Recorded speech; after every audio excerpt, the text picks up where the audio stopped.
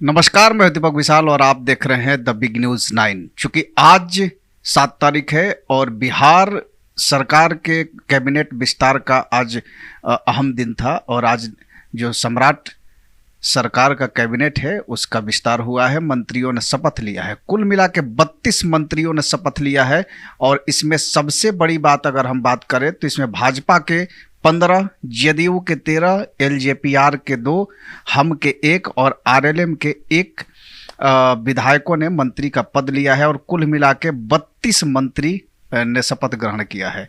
हालांकि तस्वीरों में जो चीज़ें दिख रही थी उसमें आपने देखा होगा कि एक साथ 4-4, 5-5 मंत्री के शपथ दिलवाई गई लोगों को लेकर के।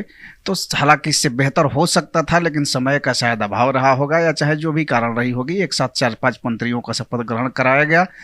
और इसमें सबसे अहम बात ये रही कि नीतीश कुमार के बेटे निशांत कुमार भी शपथ ग्रहण किए हैं और साथ ही साथ उपेंद्र कुशवाहा के जो बेटे हैं दीपक प्रकाश, वो भी शपथ ग्रहण किए हैं। हालांकि मंत्रालय कौन सा मिलेगा अभी इसका कुछ पता नहीं है और वो तो बाद में ही पता चलेगा कि कौन सा मंत्रालय किसको मिलने वाला है।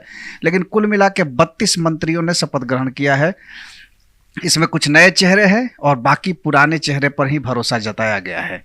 सवाल बहुत सारे हैं क्योंकि इस मंत्रिमंडल विस्तार को लेकर के जो मंत्रियों का शपथ ग्रहण समारोह चल रहा था, इसमें सबसे बड़ी जो तस्वीरें देखने को मिल रही थी वो ये कि चूंकि ये सबको पता है कि बिहार में नीतीश कुमार के ही वजह से सम्राट चौधरी सत्ता में आए, सरकार बनाया। बीजेपी चाहे जितनी भी अपने आप को बड़ा भाई बनाने की कोशिश करे, लेकिन बिहार में नीतीश कुमार ही बड़ा भाई रहे हैं और हमेशा से रहे हैं, अभी भी हैं।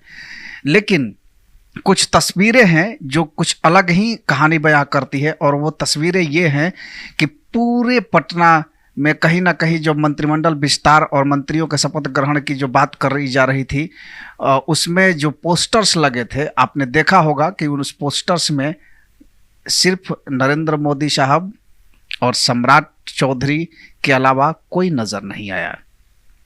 नीतीश कुमार पोस्टर से गायब नजर आए। तो ये एक अलग कहानी कहती है। क्या अब नीतीश कुमार प्रासंगिक हो गए हैं बिहार की राजनीति में, या इस सरकार में नीतीश कुमार प्रासंगिक हो गए हैं? क्योंकि चूंकि जिस तरह से सम्राट चौधरी या फिर बीजेपी के जो लीडर्स हैं उन्होंने इस बात वो कहते आ रहे थे कि नीतीश कुमार के वजह से ही ये सरकार है, और उसके बावजूद अगर पोस्टर से नीतीश कुमार ही गायब है तो ये कैसे माना जाए कि नीतीश कुमार के हाथ सम्राट चौधरी के सर पे है।